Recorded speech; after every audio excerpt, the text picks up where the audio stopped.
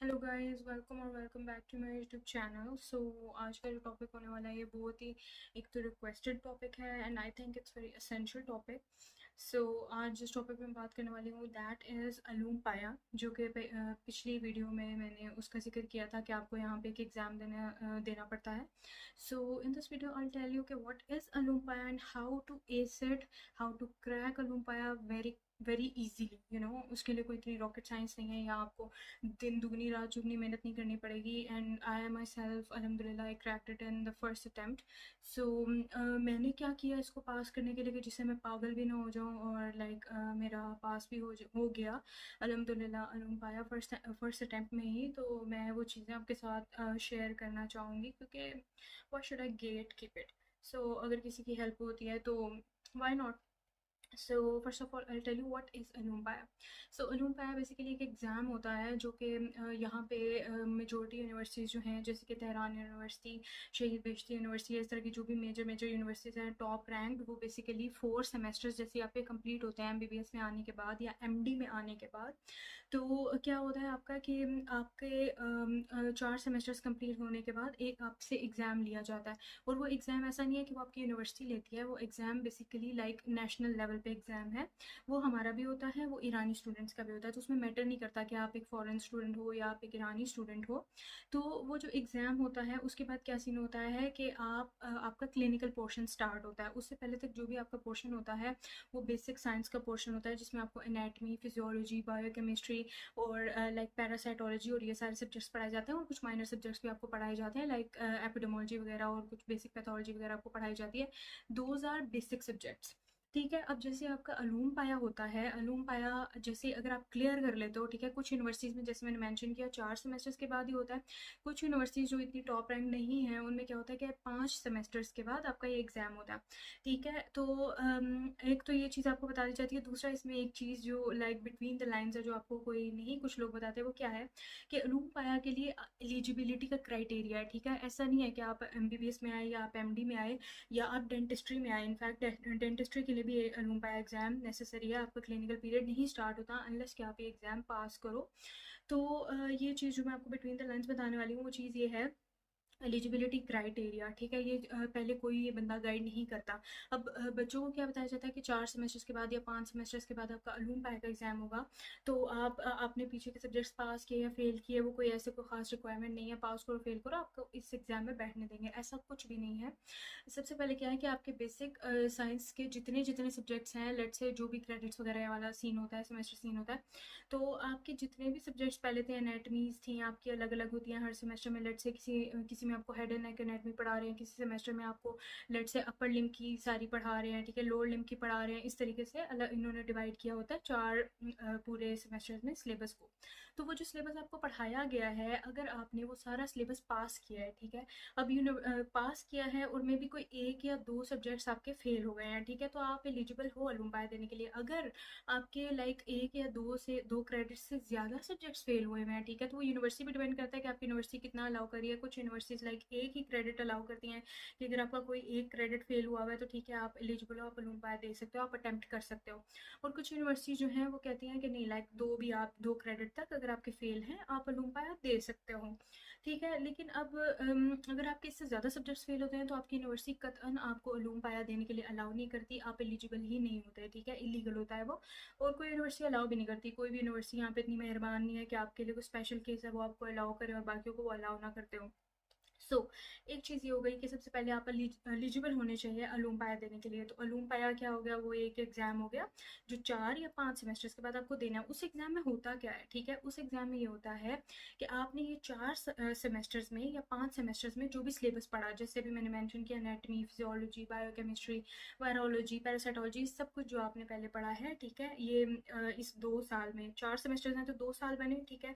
और अगर आपके लाइक 5 सेमेस्टर्स के बाद अलूम पाया हो रहा है तो बेसिकली 2.5 साल बना। ना।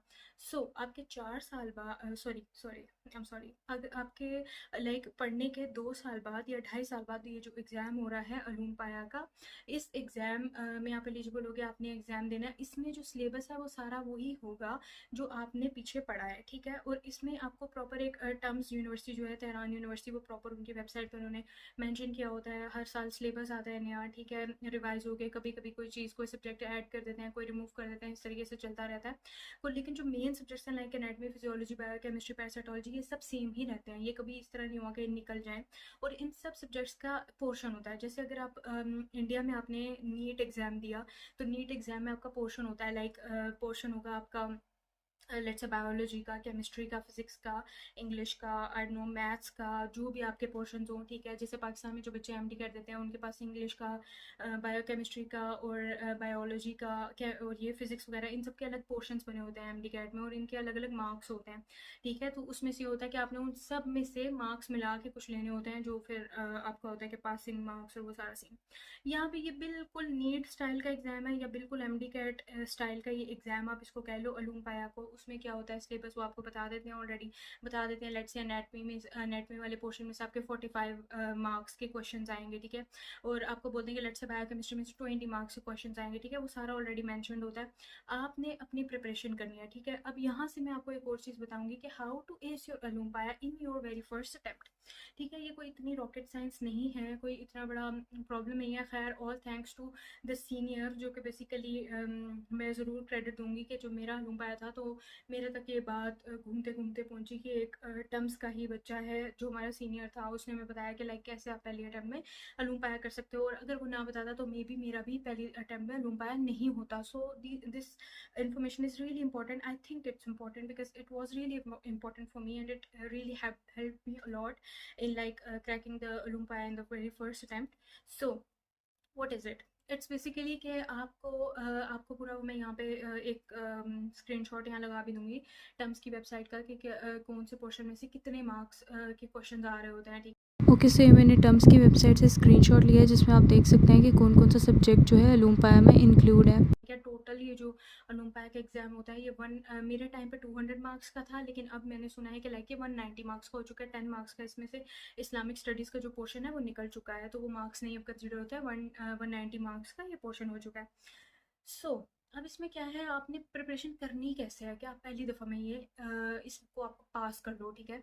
अच्छा, आपने प्रिपरेशन से पहले एक और पॉइंट जो मैं मिस कर गई हूँ, मैं आपको यहीं पे बता दूँ कि अलूम पाया 2 लैंग्वेजेस में होता है, ठीक है।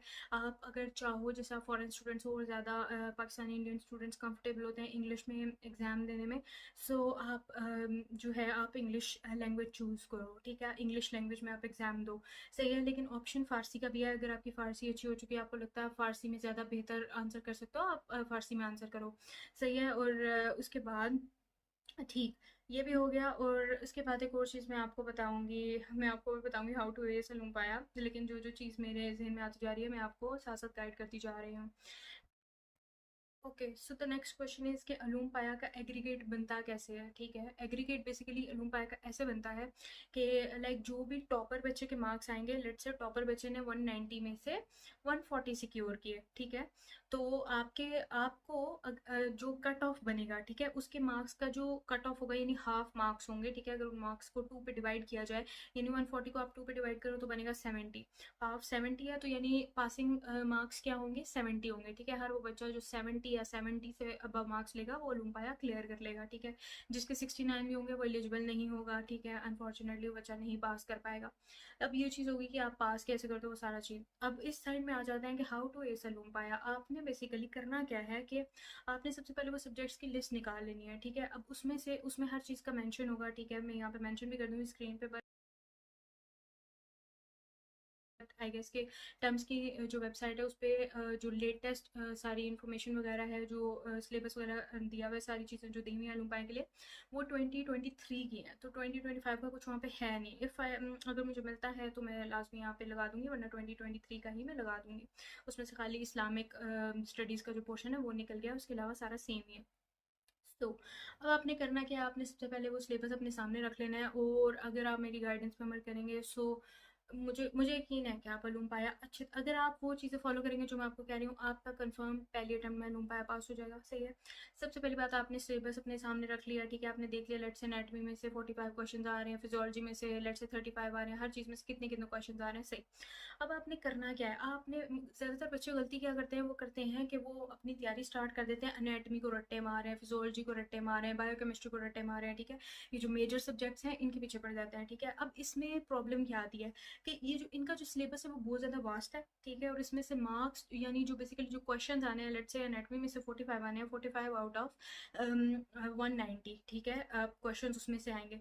अब उसमें सीन क्या है कि बच्चे जितना मर्जी भी पढ़ लें, ठीक है, लाइक मेरे अपने सामने बहुत ऐसे स्टूडेंट्स हैं दिन रात पढ़ने वाले, दिन रात उन्होंने जाके पढ़ा, स्ट्रेस फैक्टर भी है और भी चीज़ें हैं, बच्चे नहीं कर पाते। ठीक है, वो चीज़ आपको लग रही होती है कि आप नेट में पूरी अच्छे से आपने पढ़ लिया, फिजियोलॉजी पढ़ लिया, अब आप जाके एस कर लोगे लूम पाया, ऐसा कुछ भी नहीं होता। उसकी बजाय आपने करना क्या है, आपने माइनर सब्जेक्ट से स्टार्ट करना है। माइनर सब्जेक्ट्स जिनकी मैंने तैयारी की थी और जिनकी मैंने एक लिस्ट भी बनाई है, मैं आपके साथ शेयर कर दूंगी।